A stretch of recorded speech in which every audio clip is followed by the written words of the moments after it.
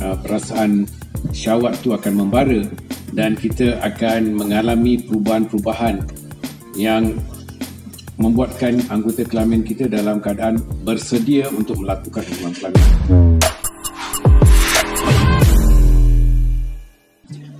Adakah macam cara tertentu untuk seorang wanita tu capai climax dengan cepat, which is dari segi posisi yang betul ke doktor? Silakan doktor. Okeylah, banyak perkara yang banyak faktor yang ada kaitan dengan kepuasan ataupun keselesaan, keseronokan hubungan suami isteri. Ya. Jadi kalau kita cakap tentang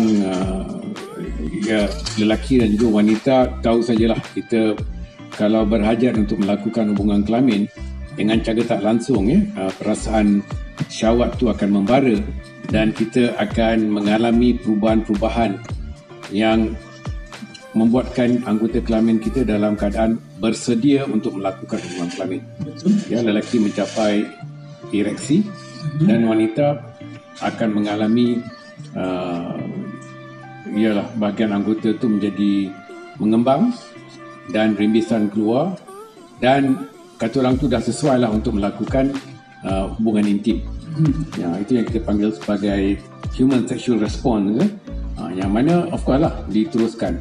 Tapi pada waktu rangsangan tu pelbagai pendekatan lah, dengan kita cakap tadi dengan sentuhan, pelukan, kucupan, memang kalau ikutkan tidak ada apa-apa batasan lah.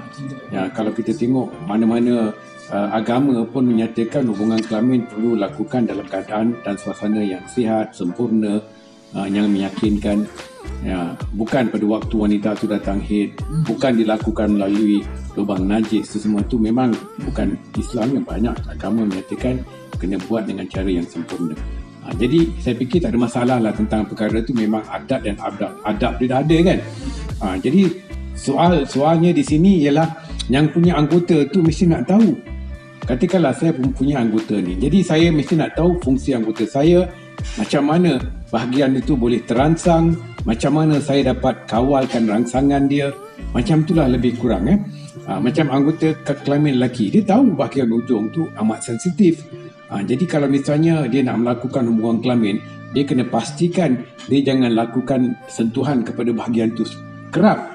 Takut nanti dia tak dapat kawal dan mencapai ejakulasi. Okay. Maksud dia macam tu lah, mesti ada sikit pengetahuan. Itu yang kita cakap rapid ejaculation, premature ejaculation dan sebagainya. Sama dengan wanita juga. Jadi bayangkan kalau dia tak tahu bahagian mana yang boleh merangsangkan dia, bahagian mana yang kata orang tu mencetuskan perasaan syahwat, yang mencetuskan kata orang tu climax dan sebagainya. Jadi macam mana dia nak menikmati benda tu? Jadi sedikit sebanyak dia mesti nak tahulah tubuh badan dia, anggota dia. Setentu dia tahu.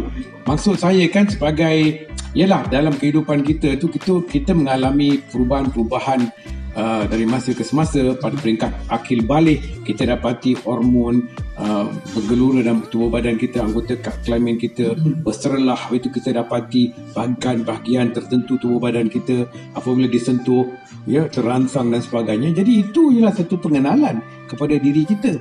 Jadi apabila kita dah mengenali bahagian-bahagian tubuh badan kita yang memberikan rangsangan, dan apabila kita dan pasangan kita kata orang tu berpelukan dan sebagainya, kita boleh rasa nikmat sentuhan dan sebagainya. Jadi kita tahulah macam mana kita nak sampai kepada peringkat tu.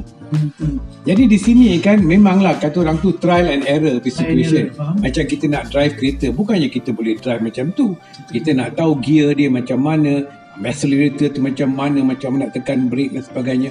Jadi hubungan suami isteri tu pun macam itu jugalah. Mula-mula mungkin kita rasa kaku, kita rasa macam mungkin tak dapat kawal diri, mungkin kita rasa macam kita tak dapat nak rasa apa-apa dan sebagainya. Tapi lama-kelamaan apabila kita dah mula yakin, kita yakin kepada tubuh badan kita, jadi kita dapat kita menggunakan tubuh badan kita dengan lebih sempurna.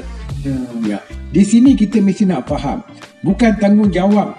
Macam katakanlah isteri cakap, suami saya yang patut kena buat ni semua ni. Tapi kalau anda tak beritahu dengan dia apa yang kemahuan anda, apa yang boleh merangsangkan anda, apa yang boleh memberi detik-detik yang seronok kepada anda, manalah dia tahu kan. Betul. Ya, dia akan buat apa yang dia faham, mungkin agaknya sesuai, baca buku ke apa ke dia buat. Tapi kita ni bukannya buku. Jadi itulah ke sebenarnya doktor kan. Ya. Kita kena kenal. Kita dah kahwin dengan isteri kita.